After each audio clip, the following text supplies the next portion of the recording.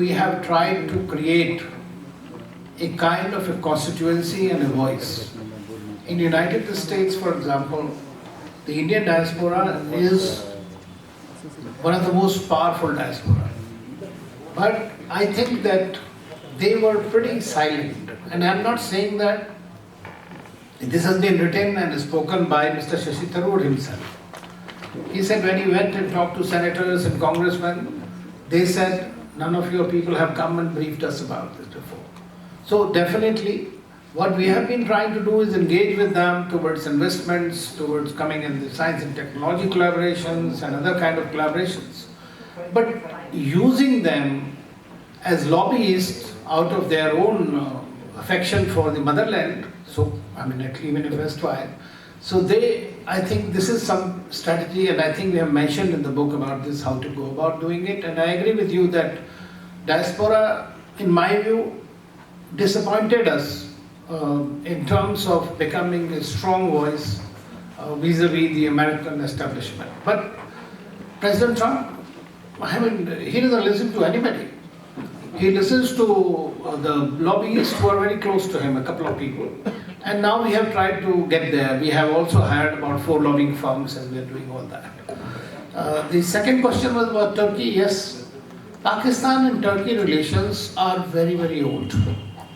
And they are driven by Pakistan's desire to contain India, or rather create problems for India. And Turkey has continued to support them because of the Islamic leadership. They sustain each other to a great extent in the larger Middle East context. In this war also we have seen that there are some Pakistani aircrafts, some Turkish aircrafts who are taking drones and other stuff. This was there. This was denied by I was in Istanbul at the time on the I think on the 22nd, 23rd I was there. And they regretted what happened, they condemned the incident, but at the end you will recall that Prime Minister Sharif was also at the same time in Turkey. And he tried to pull in Erdogan to, support him. But Erdogan did not do anything. At the same time, they have the defense security agreement with them, which is continuing, and they went there and completely support in every which way that is there. And today our relationship with Turkey is at its worst level, as you know. So this will become a challenge for us. And I mentioned about it, that Pakistan, Saudi Arabia and Turkey, they are calling it as some kind of Islamic NATO. It is emerging. Saudi Arabia is not an actor in that sense against India. Because we have excellent relations with Saudi Arabia, and I have talked to a lot of Saudis, and they say, it's nothing to do with India, but the implications could as well be. They say, do you think if we have a fight with you, the Saudis are going to come and fight? It's the other way around. We fight for the Saudis. So that's the approach that they have, but definitely in a geopolitical sense, in a regional sense, this has become a very major challenge for us. Thank you, sir. Mshl. So just to address your question on POK and Balochistan, etc.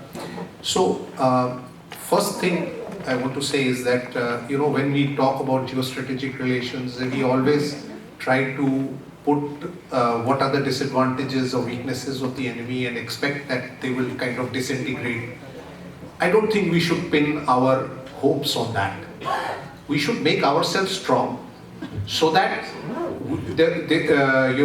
the other side automatically then feels the pressure.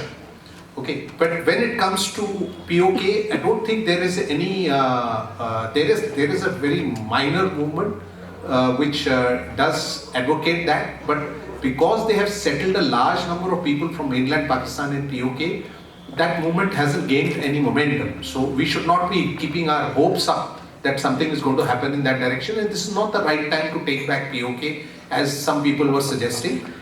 And similarly, Balochistan, the struggle is strong, but the population there is so low, and the fact that they don't have the resources to take on the Pakistani state at the moment, I think we should not think that any of those situations are going to happen in the near future.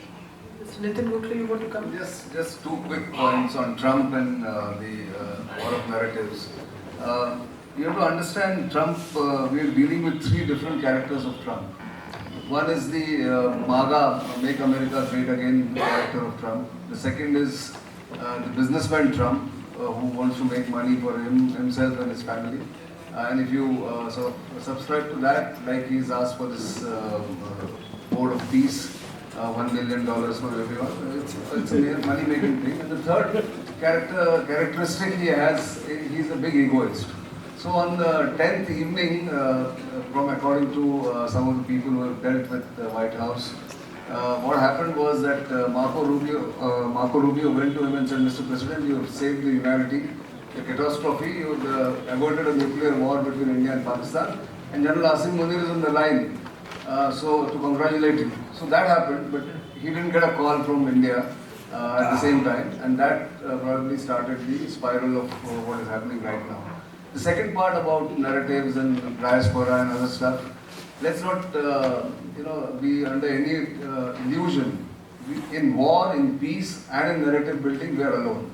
When a country becomes or tries to become stronger, is poised for bigger growth and becoming a power to reckon with, everyone else. And I always have said this at public forums, again I reiterate, India's biggest adversary in terms of physical and otherwise contest is of course China, but the biggest unpredictable ally, so-called ally, is America. Let's not forget that. Thank you, sir. Sir, we are running late. I need to just wrap up so we can talk outside. Just one more point on this Turkey-Pakistan angle. I think it's very, very important because this collaboration started, defense. It is a defense collaboration, ideological collaboration. And it's not only Turkey, but if you see Pakistan right now, it's trying to expand itself. You've seen Bangladesh, Azerbaijan. So this is one of the, latest strategies that you see in Pakistan overall posturing where it's want to spread itself, and China has been a great facilitator in that. So thank you very much to all of you. Sir, would you like to come in and say something before we... No, just thank you before we hand over back to the mic. Thank you for the lovely questions. We will have questions outside. It's over time. It's over time, and I'm really grateful. There's no question, but I just wanted to know from the Mr. Nair, are you planning to visit Pakistan? One more. Imran. To get the biography of Imran Khan. That should be the next book. Thank you very much, all of you. No more questions. We'll meet outside. But do read the book. Thank you.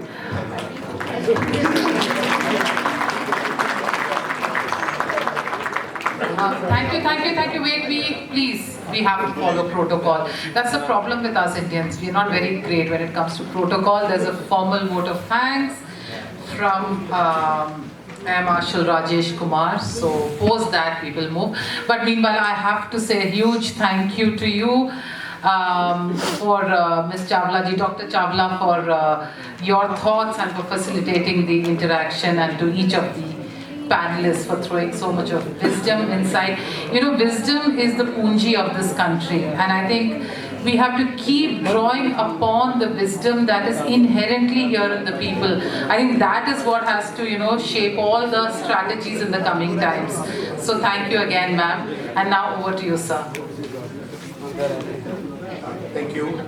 So I take this opportunity to formally thank the Chief of Army Staff once again for sparing his valuable time and coming here, and to Nitin Gokhale and Professor Chawla for their very, very insightful remarks, and also our publisher, QnA Publications, and Mr. Nair. I also extend a formal thanks to the CDS and all the three services who helped us with all the inputs that we required for this book.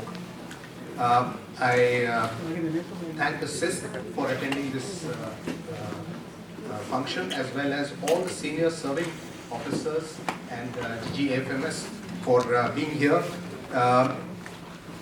Our friends from the media who took out valuable time and are going to give us some valuable coverage. Preeta Priyamvada, the copy editor, Priyanka, the chief editor, and the endorsements by General Naravne, Ambassador Pankaj Saran, General Raj Shukla, Tara Kanta, Sudeep Nakatia, Shalini Chawla, General Vinod Bhatia, Vice Admiral A.B. Singh, and his vendor. And finally, to all the people who took out time, braved this traffic and this huge parking mess, and still made it to this hall and attended and listened carefully throughout the entire presentation. Thank you all very much. Thank you, sir. Thank you so much, sir, and thank you to all the members of the forces through the representatives here and there. As